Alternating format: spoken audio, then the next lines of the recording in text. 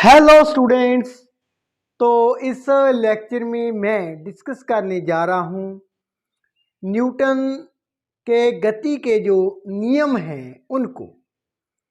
तो इस वीडियो में हम जानेंगे Newton's first law of motions और लॉ ऑफ इनर्शिया। तो हमें ऐसा भी पूछा जाता है which law of motions is known as law of inertia। तो Newton's first law of motion को और दूसरे नाम से हम कैसे जानते हैं, that is law of inertia. तो पहले हम न्यूटन का first law of motion discuss करते हैं एंड देन इट्स एप्लीकेशन को ब्रीफली डिस्कस करेंगे। Now Newton's first law of motion, it states that every body continues in its state of rest or of uniform motion in a straight line unless it is compelled by some external force to change that state। तो Newton का जो first law of motion है वो हमें ये बताता है यदि एनी ऑब्जेक्ट, एनी बॉडी वो continue in its state of rest, वो विराम अवस्था में रहती है, और यदि वो मोशन में है मीन्स गति में है तो वो गति में ही रहती है। कब तक? जो स्टेट ऑफ बॉडी है मीन्स जो पोजीशंस ऑफ बॉडीज है, पहले केस में बॉल रेस्ट में है, सेकंड केस में बॉल क्या है, मोशन में है, गति में है। तो ये स्टेट कब तक रहती है बॉडीज की, ऑब्जेक्ट्स की? Unless it is compelled by some external force to change that state, जब तक उन पर बाहरी बल नहीं लगाया जाता। अब जो मोशन की बात है वो है motion in a straight line. तो एक बॉल क्या है, moving in a straight line, एक सीधी लाइन में क्या है, गति कर रही है, वो मूव कर रही है 5 मीटर पर सेकेंड इसकी स्पीड है। तो ये 5 मीटर पर सेकंड स्पीड के साथ मूव करती रहती है। कब तक? जब तक एनी एक्सटर्नल फोर्स इस पर अप्लाई नहीं होती, मीन्स कोई बाहरी बल इस पर नहीं लगता। तो स्टूडेंट्स, जब बॉल रेस्ट में है, अब वो रेस्ट में ही रहती है। कब तक? जब तक इस पर बल नहीं लगाया जाता, फोर्स नहीं लगाई जाती। यही है Newton's first law of motion. तो इसके हम 3 पार्ट डिस्कस करते हैं। पहला है बॉल इज इन रेस्ट। तो यदि ऑब्जेक्ट और body in state of rest में है, इन स्टेट ऑफ रेस्ट में है, वो रेस्ट में ही रहती है, विराम अवस्था में ही रहती है। कब तक? जब तक उस पर बल नहीं लगाया जाता, बाहरी बल। अब हमने पहली वीडियो में डिस्कस किया था इनर्शिया। वो क्या होता है? Inability of a body to change its state. तो ये कौन सा केस बन गया? Inertia of rest. Second case में हम बात कर लेते हैं। एक बॉल है, वो मूव करती है 5 मीटर पर सेकंड इस स्पीड के साथ। अब न्यूटन के नियमों के मुताबिक, इस नियम के मुताबिक ये बॉल मूव करती रहेगी इसी स्पीड के साथ। कब तक? When external force not applied on it। इसी स्पीड के साथ ये क्या है, मूव करती रहेगी। This is the called inertia of motion. Why? हमने पहले भी डिस्कस किया था इन द प्रीवियस वीडियो।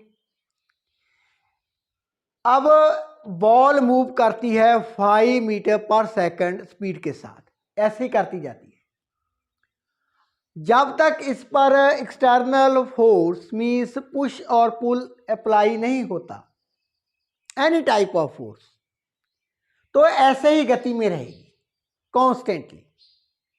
तो वो क्या था? इनर्शिया। इनर्शिया कौन सा? Inertia of motion. तीसरी बात,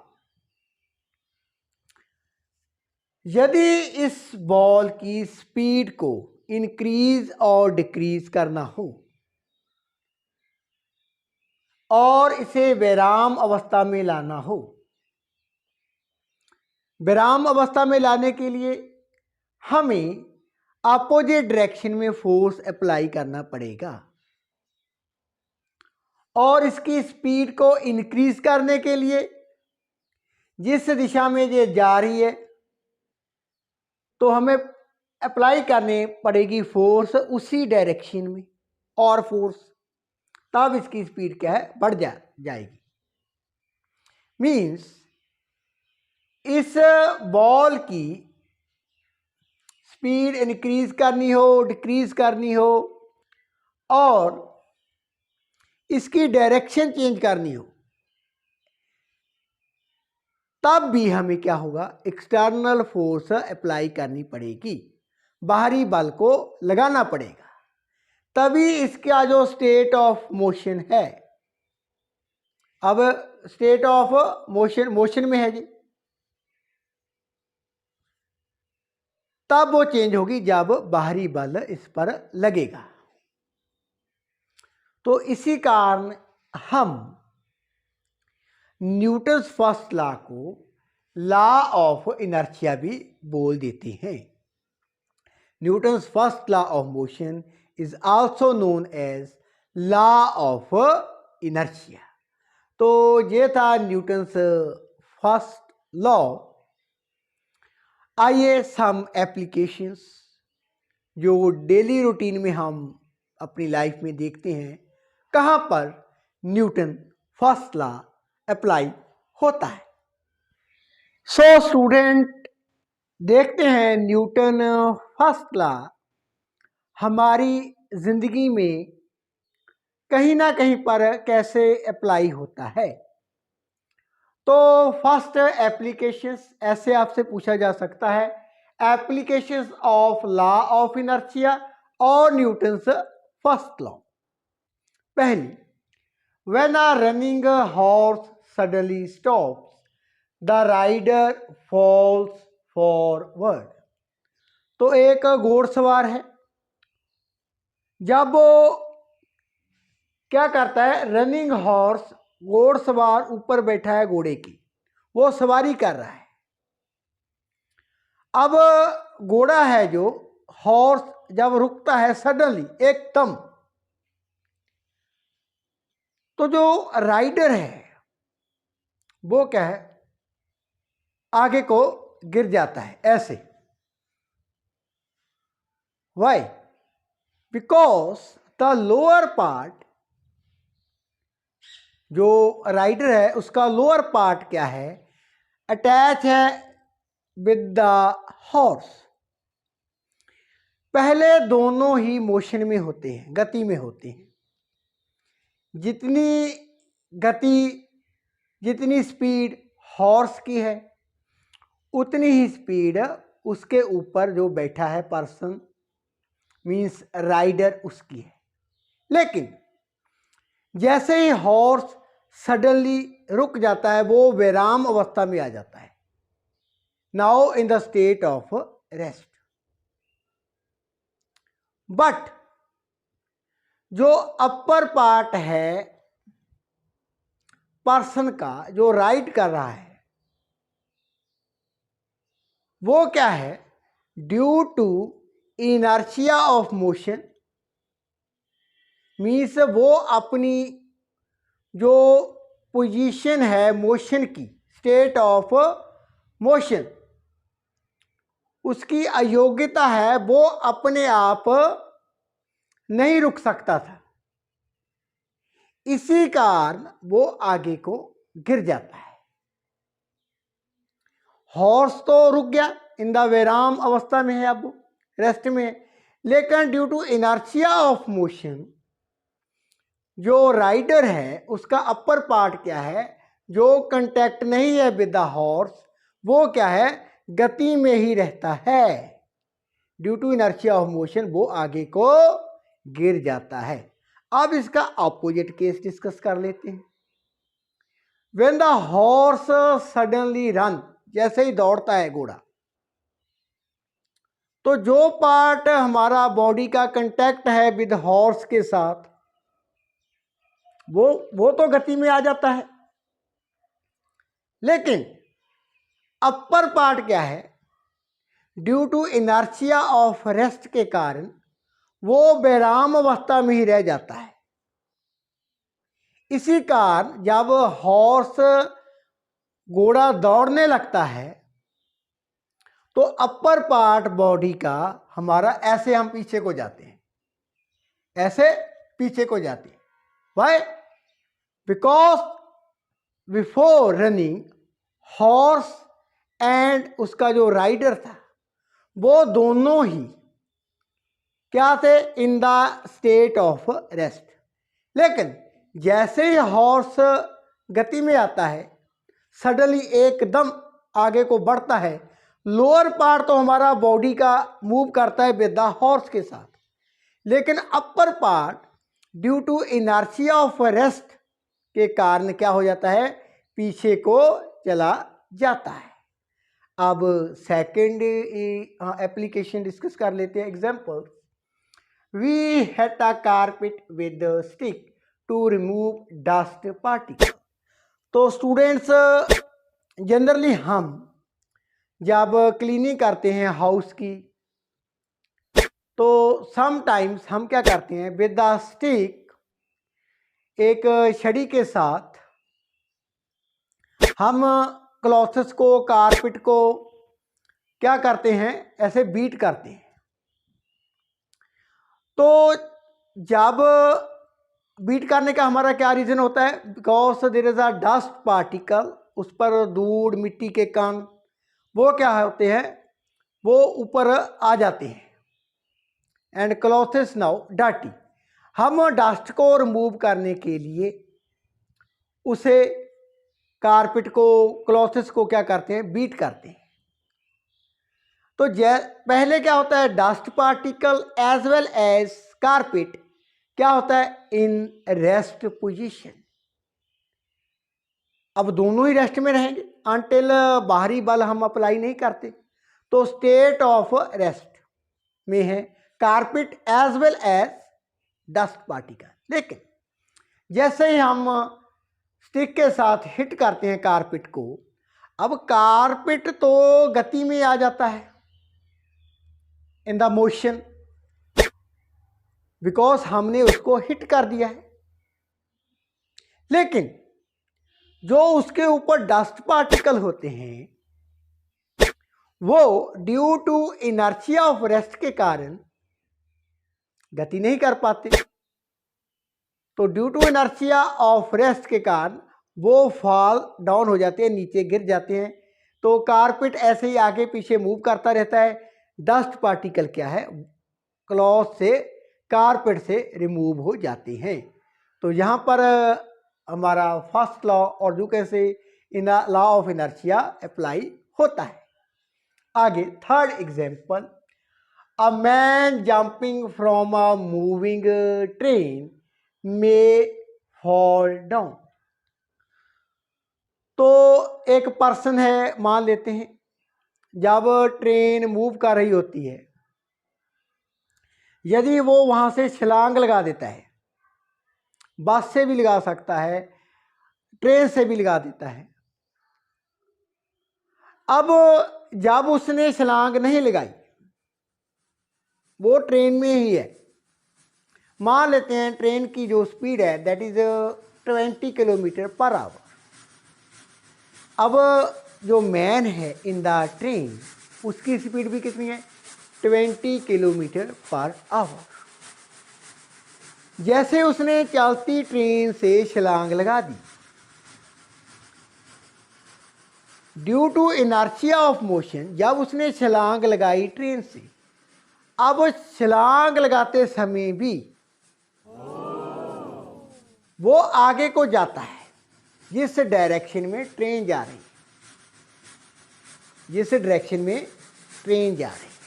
अब जैसे वो नीचे गिरता है, उसके जो पैर है, फीट हैं, वो टच कर जाते हैं to the surface of the earth. अब जो पैर है, फीट है, वो क्या है? विराम अवस्था में आ जाती है। लेकिन जो अपर पार्ट है बॉडी का, due to inertia of motion के कारण वो क्या है? आगे को गिर जाता है। आगे को मीन्स जिस डायरेक्शन में ट्रेन जा रही थी। तो ये इसलिए होता है due to inertia of motion. Inertia of motion के कारण वो पर्सन आगे को गिर सकता है, और या कह सकते हैं आप गिर जाता है। If a man jumping from a moving train में फॉल डाउन, यदि वो चलती ट्रेन से छलांग लगा देता है, this happens due to inertia of motion. आइए सम और एग्जाम्पल्स डिस्कस कर लेते हैं।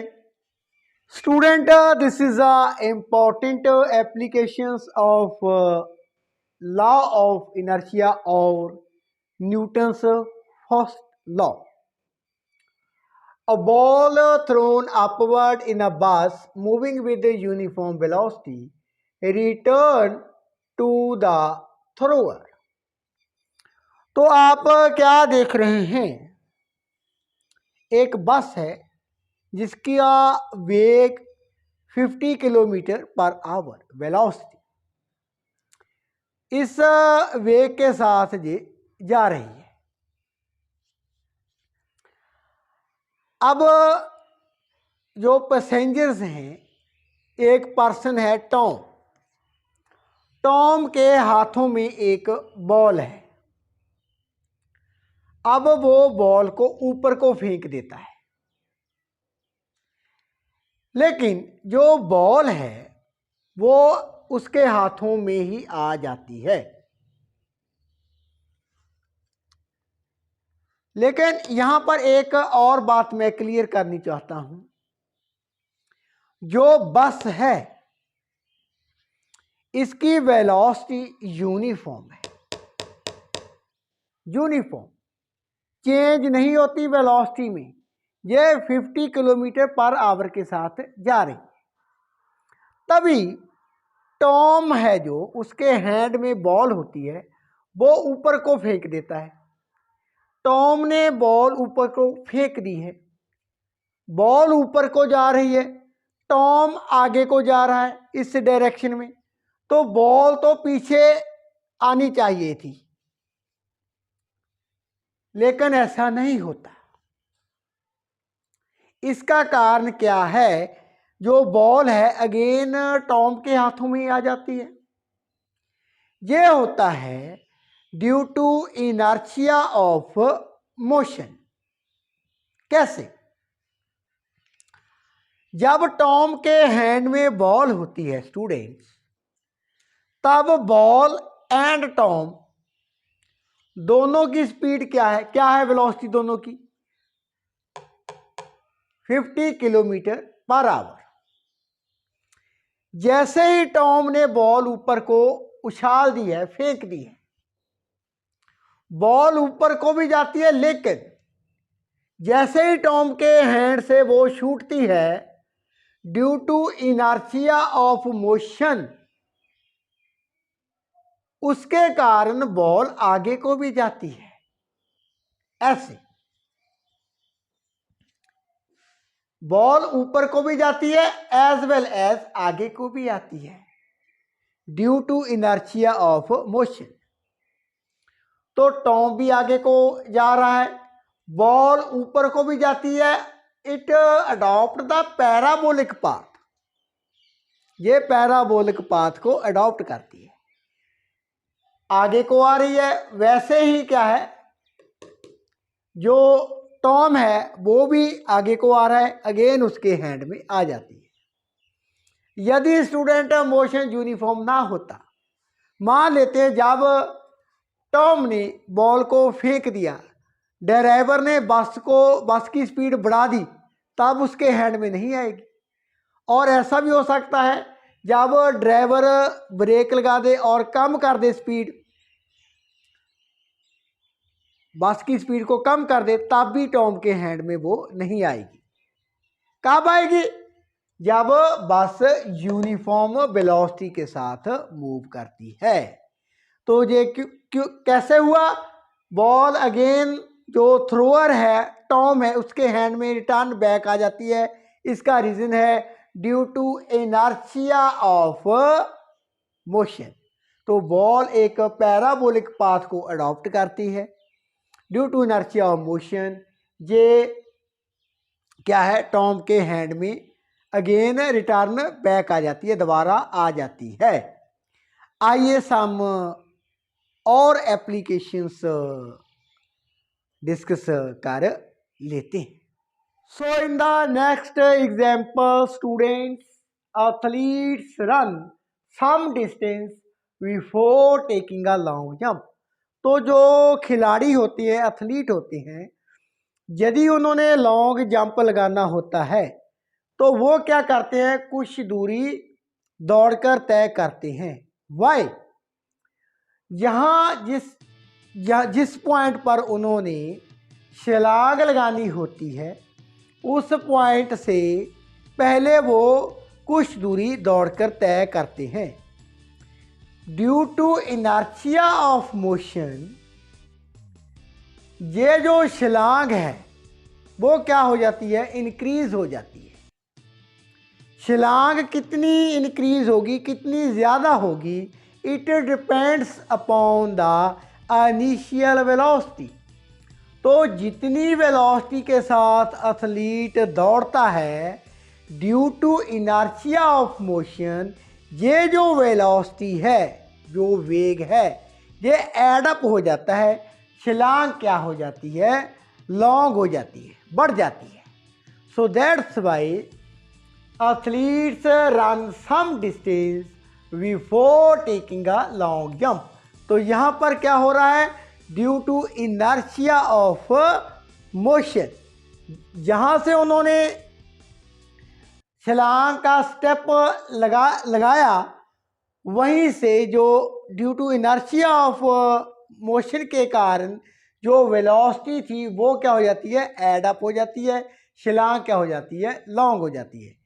सो this happens due to inertia of motion. आगे, when we shake the branch of a mango tree the mangoes fall down। तो मैंगो ट्री है, उसकी हम जो ब्रांचेस है उनको हम ऐसे हिलाते हैं। अब जब हम उनको हिलाते हैं जो ब्रांचेस हैं वो क्या हो जाती है, मोशन में आ जाती हैं। लेकिन जो पके हुए आम होते हैं वो नीचे गिर जाते हैं। Why? Due to inertia of rest. Inertia of rest के कारण वो तो वहीं पर रह जाते हैं and fall down, but branches क्या है, आगे पीछे होनी लग जाती है। So due to inertia of rest के कारण मैंगो ट्री के जो आम है वो क्या नीचे गिर जाते हैं। तो स्टूडेंट ये तो थी some examples related to first law of motion. In the coming video I will be explain Newton second law of motion, Newton का गति का दूसरा नियम क्या है, बहुत इम्पोर्टेंट लॉ, इसमें हम जानेंगे how to measure the force. Page को लाइक करें, चैनल सब्सक्राइब करें। Thank you so much for watching.